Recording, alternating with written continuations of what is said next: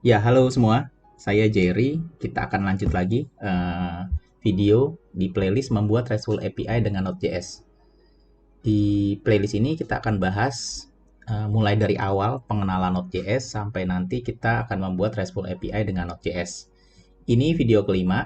Di video-video sebelumnya kita sudah coba menginstal Node.js dan menjalankan Node.js dari command prompt gitu ya, dari terminal menggunakan REPL.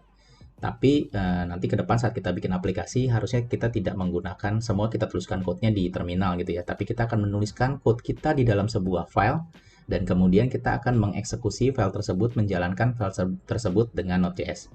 Nah, nanti kita akan bahas di video kelima ini. Di playlist ini untuk editornya, IDE-nya dalam menuliskan code saya pakai Visual Studio Code.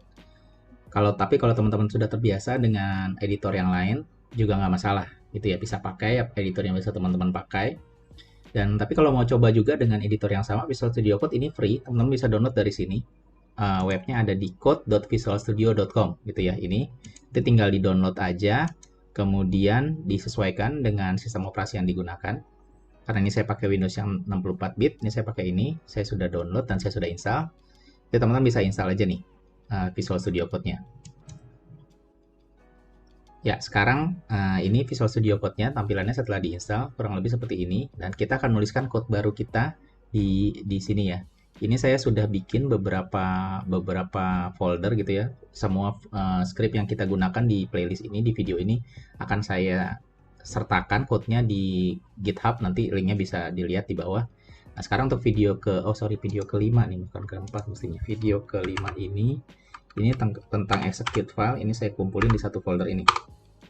Oke, nah sekarang kita bikin filenya dari sini. Tinggal saya masuk ke sini, terus saya bikin satu file baru ya. hello.js. Gitu ya. Contohnya seperti inilah. Nah, dari sini kita bisa menuliskan nih code kita di sini. Kita coba tulis hello world dulu aja ya. Kita console.log hello.js. Oke, seperti ini kita save. Nah, setelah kita save, untuk mengeksekusinya gimana? Kita masuk ke sini, ke terminalnya. Terminalnya ini sudah default built-in dari Visual Studio Code-nya, jadi kita nggak usah bolak-balik buka buka command prompt atau dos prompt. Kita bisa langsung pakai di sini. Ini untuk kalau misalnya nggak kelihatan ya, di sininya nggak ada terminalnya, bisa teman dari sini view, terus tekan ini. Ini untuk membuka dan menutup si terminalnya. Atau ini ada shortcut-nya juga nih, Control sama tanda petik ini nih. Gitu ya. Nah, tanda ini ada yang di samping tombol angka 1 gitu. Kita tinggal kontrol sama ini untuk buka tutup aja nih terminalnya seperti ini. Ini ada shortcut. Dan defaultnya dia pakai PowerShell. Tapi saya lebih terbiasa pakai base command. Ini sama aja sebenarnya. Ini kita coba aja ya. Untuk running ini saya clear dulu, saya cls dulu. Untuk merunning file kita ini kita harus masuk dulu ke folder yang ini nih, karena kita masih ada di folder luar nih, ada di folder RESTful yang ini nih. Kita perlu masuk dulu ke folder yang ini, 05 titik execute file, ini ya, enter. Nah, kita sekarang sudah ada di folder ini nih. Sekarang kalau kita dir gitu ya, nah kita bisa lihat nih, ada satu file kita, si hello.js ini. Atau ini ada, kita bisa clear dulu ya. ls sama aja ya. Ini mau ls atau dir sama aja. Ini kita jalanin, kita mau jalanin file ini hello.js. Caranya gimana? Nah, saya clear dulu. Caranya kita ketikkan node kemudian nama filenya hello.js seperti ini. Terus kita enter. Nanti dia akan mengeksekusi script yang kita tuliskan di dalam file tersebut. Atau bisa juga kita tidak pakai tuliskan extensionnya juga nggak masalah. Misalnya saya clear lagi node hello gitu ya. Secara default nanti node-nya akan mencari yang extensionnya .js. Nah, seperti ini. Oke, tapi ini saya nanti di video-video berikutnya saya akan lebih banyak pakai yang base ya. Saya ganti dulu defaultnya ke base. Oke, ini saya delete ya.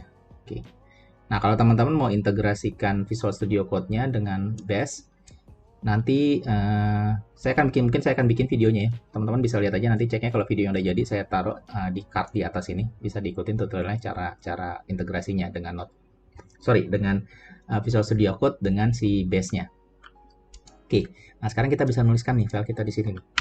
let A sama dengan 1 misalnya ya, dan let B seperti yang sebelumnya sama dengan 5, dan let C sama dengan A plus B standar. Ini kita konsol. Ini yang sederhana dulu ya, kita menuliskan file kita, script kita di dalam sebuah file. Nah, kemudian untuk mengeksekusinya sama seperti tadi, kita tinggal note nama filenya, hello.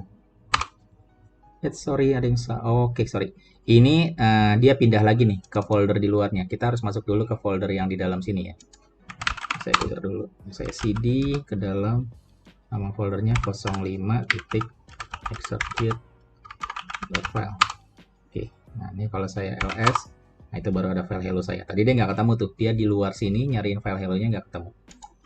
Saya clear aja. Terus saya note hello.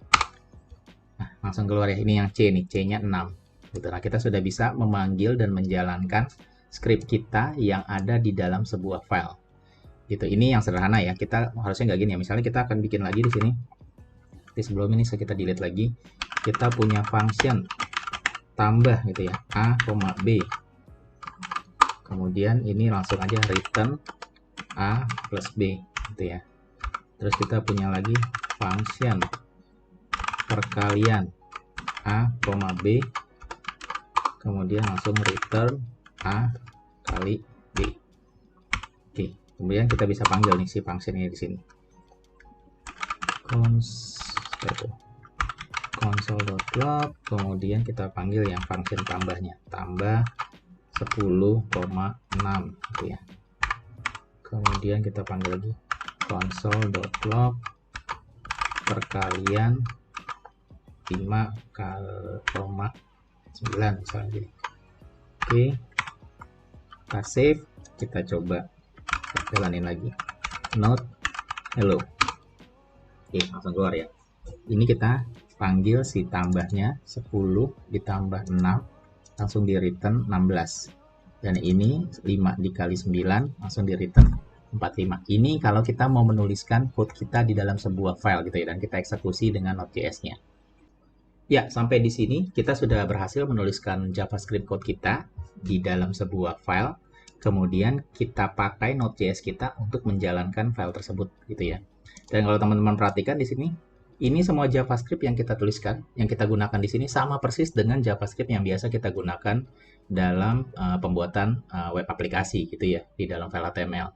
Cuma bedanya sekarang si JavaScript ini sudah bisa berjalan tanpa ada di-include ke dalam sebuah HTML, dan dia sudah bisa berjalan di level sistem operasi. Ini kalau saya masuk ke DOS-Prom gitu ya, ini saya buka DOS-Prom, coba saya masuk ke folder saya, ini.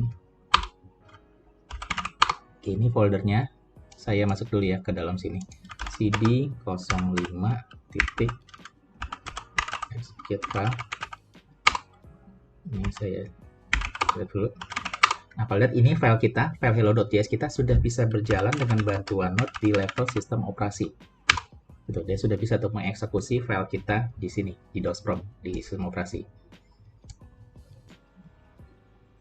Ya, walaupun sama, tapi mungkin ada sedikit perbedaan di sini ya. Kalau sebelumnya di JavaScript yang kita tuliskan dalam pembuatan web aplikasi, ini semua function ini, console, terus ada set timeout itu ada di dalam ada di dalam objek yang namanya window, gitu ya. Ini coba kalau kita buka ini, kalau kita masuk ke sini developer tools, ini ada objek yang namanya window.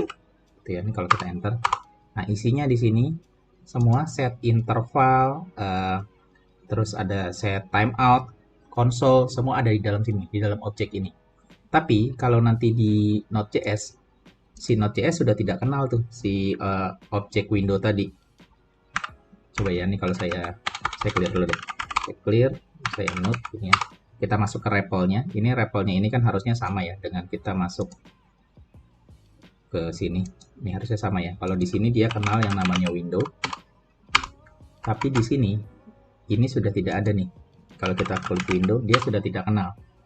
Lalu objek-objek console log ini ada di mana? Kok masih tetap bisa kita gunakan gitu ya di Node.js. Nah, sekarang objek-objek console, terus ada set timeout, set interval, itu ada di dalam objek yang namanya global, gitu ya. Ini kalau kita lihat di sini, kalau kita ketik global, nah ini sekarang dia ada di dalam sini. Ini objeknya ada di dalam sini semua. Kalau saya exit lagi, jadi sebenarnya kalau kita klik ketik ini ada di dalam global.console gitu ya. Tapi tanpa kita tuliskan global ini aja, si Node.js sudah tahu nih, dia ada di dalam objek yang namanya global ini.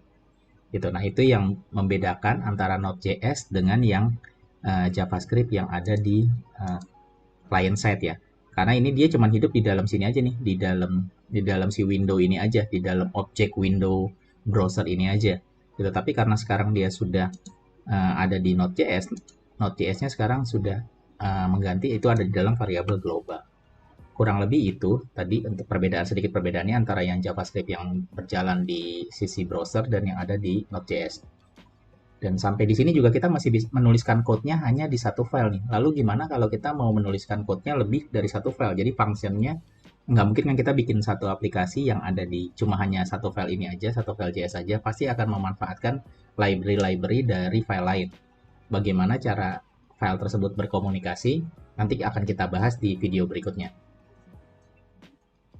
Untuk video kelima sampai di sini, tadi kita sudah coba membuat sebuah file dan kita menuliskan JavaScript kita di dalam file tersebut dan kita jalankan dengan bantuan Node.js.